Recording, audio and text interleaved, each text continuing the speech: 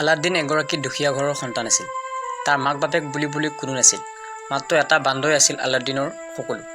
আলাদ্দিনে তাক আবু বুলি মাতিছিল। আলাদ্দিন যদিও চোৰ আছিল, কিন্তু চাই চিতিহে চুৰ কৰিছিল। সা সামগ্ৰী চুৰ কৰাত সেই বান্দৰটোৱে তাক সহায় কৰি আহিছিল। এবাৰ ৰজাৰ জীয়েক জেচমিন ঘৰৰ পৰা পলাই মনে মনে বাহিৰলৈ ফুৰিবলৈ আহিছিল। খুব সাৱধানে মুখখন ঢাকি লৈছিল যাতে ৰজা জীয়েক জেচমিন বুলি কোনেও ধৰিব নোৱাৰে। আহি বজাৰ এখনত প্ৰৱেশ কৰিছিল। তেনেতে সৰু ল'ৰা দুটা চকুত পৰে। সিহঁত ভোকত থকা দেখি কাকো নুসুধাকৈ ওচৰতে থকা মিঠাই দোকানখনৰ পৰা দুয়োটাকে দুটা মিঠাই দিয়ে। গোটেই ঘটনাটো ওচৰতে থকা জামাল নামৰ লোকজনৰ চকুত পৰে। তাৰ পাছত গোটেই ঘটনাটোত আলাদ্দিন জঁপিয়াই পৰে আৰু জেচমিনক বচাবলৈ চেষ্টা চলায়। তেতিয়ালৈ আলাদ্দিনে জনা নাছিল তাই ৰজাৰ জীয়েক বুলি। সেই আলাদ্দিনে তাই মিঠাই চুৰ কৰা বুলিয়েই ভাবিছিল। পাছত যিকোনো প্ৰকাৰে সেই বিপদৰ পৰা বচাবলৈ আলাদ্দিনে চেষ্টা চলালে। শেষত যেনি তেনি বিপদৰ পৰা ৰক্ষা পৰে। তাৰ পাছত আলাদ্দিনে নিজ বাসগৃহলৈ জেচমিনক লৈ যায় আৰু তাত দুয়োৱে চা চিনাকি হয়। আলাদ্দিনৰ ঘৰৰ পৰা জেচমিনহঁতৰ ৰাজভৱনটোলৈ চাই জেচমিন আচম্বিত হৈ পৰে। এই গোটেইবোৰ জেচমিনৰ বাবে প্ৰথম আছিল। বাহিৰৰ পৃথিৱীত কি চলি থাকে পোন প্ৰথমবাৰৰ বাবে জনাৰ সুযোগ পাইছিল। সেয়ে জেচমিন বাৰুকৈ আপ্লুত হৈ পৰিছিল। এইবোৰত লাগি থাকোঁতে তেতিয়ালৈ জেচমিনৰ বহু দেৰি হৈ গৈছিল। তাই পিন্ধি থকা হাতৰ খাৰুপাত জামালৰ পৰা বচাবলৈ আলাদ্দিনে নিজ হাতত ৰাখিছিল। সেয়ে জেচমিনে তাইৰ খাৰুপাত বিচাৰিলে। আলাদ্দিনে দিব ওলাওঁতে এটা কথা পৰিষ্কাৰ হৈ পৰে যে সেই খাৰুপাত তাৰ হাতত নাই। আলাদ্দিনে খাৰুপাত ওলাই দিব নোৱাৰাত জেচমিনে বুজি উঠিছিল সিও এটা চোৰেই আছিল। সেই পাতৰ আশা সিমানতে সামৰি জেচমিন ৰাজভৱনলৈ গুচি যায়। তাৰ পাছত আলাদ্দিনে বুজি উঠে যে সেই খাৰুপাত আবুৱে চুৰ কৰিছিল। পিছত সেই খাৰুপাত দিবলৈ আলাদ্দিনে মনে মনে জেচমিনৰ শোৱা কোঠালিত প্ৰৱেশ কৰে। আলাদ্দিন ৰাজভৱনৰ পৰা গুচি আহিবৰ পৰত জাফৰৰ চকুত পৰে। জাফৰ আছিল সেই ৰাজভৱনৰ এগৰাকী লেখত ল'বলগীয়া মুখপাত্ৰ। জাফৰে খুব সাৱধানে আলাদ্দিনক আটক কৰে। জাফৰে আলাদ্দিনক ক'লে, তুমি জানানে ৰাজভৱনত চোৰ প্ৰৱেশ কৰিলে শাস্তি কিমান ভয়ংকৰ? তোমাক মই এটা সুযোগ দিব খোজোঁ, মঞ্জু আছানে? অলপো বুদ্ধিয়ক নেদেখুৱাই আলাদ্দিনে জাফৰৰ কথাত মঞ্জু হৈ পৰে। তাৰ পাছত এটুকুৰা নিৰ্জন ঠাইলৈ লৈ যায় আৰু কয়, তোমাৰ হাতত দুটা ৰাস্তা আছে। 1. তিল তিলকৈ মৃত্যুক সাৱটি লোৱা। 2. মোৰ এটা অনুৰোধ ৰক্ষা কৰা। আলাদ্দিনে জাফৰৰ অনুৰোধ ৰক্ষা কৰাটোকে থিৰাং কৰিলে। তাৰপিছত জাফৰে এটা যাদুকৰী গুহাৰ কথা বুজাই দিয়ে। সেই যাদুকৰী গুহাত এটি যাদুকৰী লেম্প আছে। সেইটো তাৰ পৰা আনি জাফৰৰ হাতত গতাই দিলে আলাদ্দিন মুক্ত। জাফৰে সেই যাদুকৰী লেম্পটোৰ বিষয়ে বেছি বহলাই নকৈ মাথো এইটো কৈছিল যে সেই লেম্পটো ইমান সহজতে লাভ কৰাটো সম্ভৱ নহয়। অতিকৈ পবিত্ৰ মনৰ মানুহৰ বাবেহে সেই লেম্পটো তাৰ পৰা অনাটো সম্ভৱ। তাত বহু ধৰণৰ মণিমুকুতা পৰি থাকিব পাৰে, ফুলতো যাতে তাত হাত নিদিয়ে। যদি কিবা কাৰণত তাত হাত পৰে তেন্তে গোটেই খেলখন বেকাৰ হৈ যাব। সকলো কথা সাৰোগত কৰি আলাদ্দিন সেই গুহাটোলৈ গমন কৰে। শেষত সেই যাদুকৰী লেম্পটো লাভ কৰে। সেই লেম্পটোলৈ উভতি আহিবৰ পৰত বান্দৰটোৱে এটুকুৰা মুকুতা হাত থৈছিল। লগে লগে চাৰিওফালে সকলোবোৰ খহি পৰাৰ উপান হৈছিল। যেনি তেনি প্ৰাণ বচাই সেই বিপদৰ পৰা আলাদ্দিন কথমপি ৰক্ষা পৰে। তাৰ পাছত আলাদ্দিনৰ সৈতে চিনাকি হয় এটি নীলা জিনৰ। যিহেতু সেই যাদুকৰী লেম্পটোৰ ওপৰত আলাদ্দিনৰ কোনো ধৰণৰ ধাৰণা নাছিল, সেয়ে সন্মুখত কি হৈ আছে একো ধৰিব পৰা নাছিল। লাহে লাহে আলাদ্দিনে বুজি উঠিছিল সেই নীলা জিনে ইচ্ছা কৰিলে সকলোবোৰ কৰিব পাৰে, কিন্তু নিজৰ বাবে নহয়। যিয়ে মুৰাদ বিচাৰে তাৰ বাবে। মুৰাদ অৰ্থাৎ মনোকামনা পূৰণ কৰাটোৱেই হৈছে সেই জিনটোৰ কাম। যাৰ হাতত সেই যাদুকৰী লেম্পটো পৰিব তেওঁৰ হাতত মাত্ৰ 3টা মুৰাদ থাকে। সেই 3টা মুৰাদত যিয়ে যি বিচাৰে জিনটোৱে তাকে প্ৰদান কৰি আহিছে। সেই জিনটো 10,000 বছৰ ধৰি সেই যাদুকৰী গুহাতে আবদ্ধ হৈ আছিল। আলাদ্দিন পূৰ্বতে লগ পোৱা মানুহবোৰৰ দৰে নহয়। পূৰ্বতে লগ পোৱা মানুহবোৰ লোভীয়া আছিল। নিজৰ মুৰাদ পূৰণ হোৱাৰ পাছত জিনটোৰ কথা পাহৰি গৈছিল। কিন্তু আলাদ্দিন বেলেগতকৈ বেলেগ আছিল। জিনটোৰ নিজক লৈ এটাই মুৰাদ, তেওঁ আজাদ হ'ব খোজে সেই যাদুকৰী লেম্পটোৰ পৰা আৰু মানুহ ৰূপে জীয়াই থাকিব খোজে। জিনটোৰ দুখ সেইখিনিতে, নিজৰ মুৰাদ নিজে বিচাৰিব নোৱাৰে, আনে বিচাৰিব লাগিব। জিনটোৰ মনৰ দুখ বুজি পোৱাৰ পিছত আলাদ্দিনে কথা দিয়ে যে আলাদ্দিনৰ শেষৰটো মুৰাদ হ'ব নীলা জিনৰ আজাদী। জিনটোৱে বুজাই দিয়ে যে তাৰ হাতত মাত্ৰ 3টা মুৰাদহে বাকী আছে।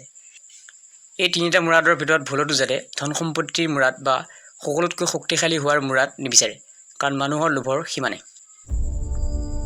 লাহে লাহে জিনটোৰ সৈতে আলাদ্দিন বন্ধু হৈ পৰে। জিনটোৱে নিজতকৈ বেছি আলাদ্দিনক মৰম কৰিবলৈ আৰম্ভ কৰে। কথাই কথাই এবাৰ আলাদ্দিনে তাৰ মনৰ কথা জিনটোৰ আগত অৱগত কৰায়। জিনটোৱে সকলো কথা বুজি পোৱাৰ পাছত তাক মুৰাদ বিচাৰিবলৈ উপদেশ দিয়ে। সেই আলাদ্দিনৰ প্ৰথমটো মুৰাদ আছিল এগৰাকী ৰজা হোৱা। শেষত প্ৰথমটো মুৰাদ পূৰণ হয়। আলাদ্দিন হৈ পৰে এগৰাকী ৰজা। ৰজা হৈ জেচমিনলৈ বিয়াৰ প্ৰস্তাৱ আগবঢ়াবলৈ মন মেলে।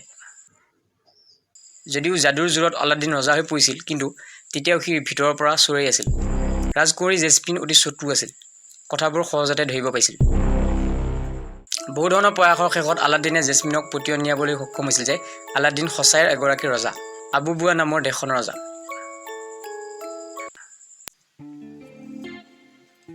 লাহে লাহে জেচমিনৰ মন আলাদ্দিনে দখল কৰিবলৈ সক্ষম হৈছিল।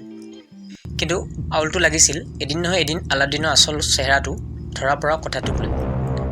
জিনটোৱে আলাদ্দিনক বুজাবলৈ চেষ্টা কৰিছিল যে তাইক মিছা কথাৰে নিজৰ কৰিলে এদিন নহয় এদিন আউল লাগিবই। আনফালে জাফৰে আলাদ্দিনক আৰম্ভণিৰে পৰা মন কৰি আহিছিল। সেয়ে সুযোগ বুজি আলাদ্দিনক আকৌ এবাৰ আটক কৰে আৰু ৰাজমহলৰ পিছফালে থকা পুখুৰীটোত এই বুলি কৈ পেলাই দিয়ে যে যদি যাদুকৰী লেম্পটোৰ সহায়ত এই গোটেইবোৰ হৈছে, তেন্তে সেই জিনটোৱে যাদুকৰী লেম্পটোৰ পৰা ওলাই আহি তাক বচাবই। যদি নহয় তেন্তে পানীত বুৰবুৰাই মৃত্যু মুখত পৰিব। মুঠতে জাফৰে বিচৰা উত্তৰটো অলপ পাছতে পাবই। পানীত ককবকাই থকাৰ বহু পাছত জিনটোৱে যেনি তেনি আলাদ্দিনক বচাবলৈ সক্ষম হয়, কিন্তু তাৰ বাবে এটা মুৰাদ খৰচ কৰিবলগীয়া হৈছিল। তেনেকৈ আলাদ্দিনৰ দুটা মুৰাদ সমাপ্তি ঘটিছিল। বাকী আছিল শেষৰটো মুৰাদ। ইফালে জাফৰৰ গোটেইবোৰ কথা আলাদ্দিনে ৰজা আৰু ৰজাৰ জীয়েক জেচমিনৰ আগত দাঙি ধৰে। শেষত জাফৰক বন্দী কৰোৱা হয়। বন্দীৰ পৰা মুকলি হ'লেই আলাদ্দিনৰ পৰা যাদুকৰী লেম্পটো চুৰ কৰিবলৈ জাফৰে মনস্থ কৰে। কথাবোৰ চকুৰ আগতে বহু দূৰ আগবাঢ়িছিল। আনকি আলাদ্দিনৰ হাতত জেচমিনক গতাই দিবলৈও জেচমিনৰ বাপেক মঞ্জুৰ হৈছিল। আলাদ্দিনৰ শেষৰটো মুৰাদ যদিও জিনটোৰ নামত আছিল, কিন্তু আলাদ্দিন নিৰুপায়। সেই শেষৰটো মুৰাদ সঁচাকৈ ৰজা হ'বলৈ খৰচ কৰিব খুজিছিল। হঠাতে আলাদ্দিনৰ ভিতৰত দেখা নতুন চেহেৰাটোলৈ চাই জিনটো দূষিত হৈছিল। এফালে জিনটো আলাদ্দিনৰ ওপৰত নাৰাজ হোৱা কথাটোৰ বাবে আলাদ্দিন বিমোৰত পৰিছিল।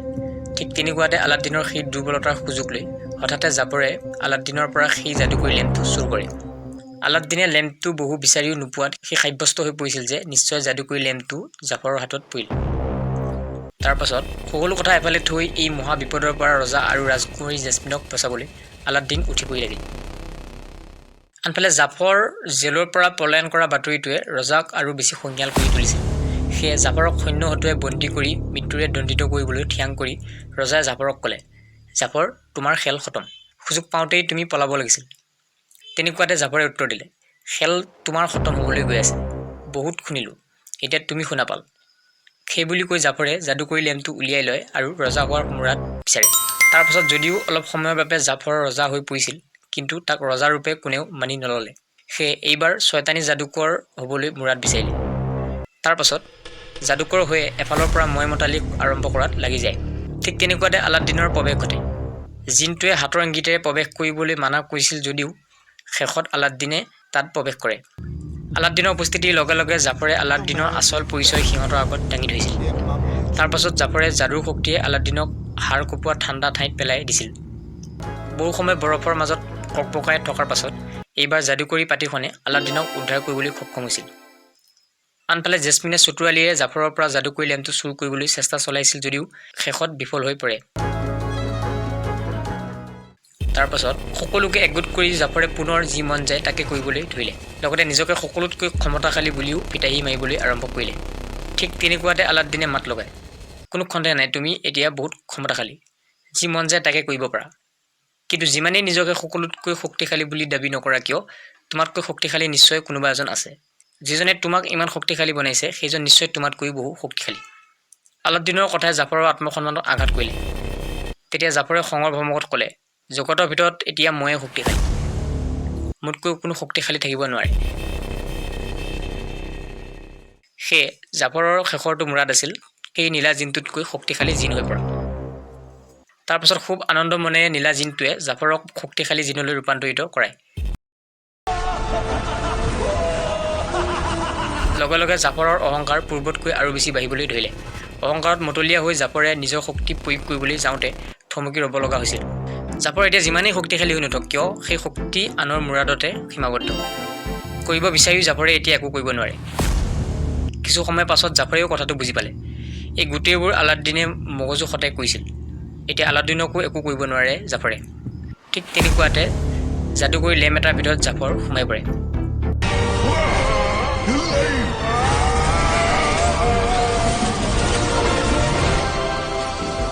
খন্তেক পিছতে সকলোবোৰ আগৰ দৰে ঠিক হৈ পৰিল। এইবাৰ আলাদ্দিনৰ মাজত ৰজা হোৱা বা ৰাজকুঁৱৰী জেচমিনক বিয়া কৰোৱাৰ অলপ উচ্চাস দেখিবলৈ পোৱা নগ'ল। সেই আলাদ্দিনৰ শেষৰটো মূৰাত আছিল নীলাজিনৰ আজাদী।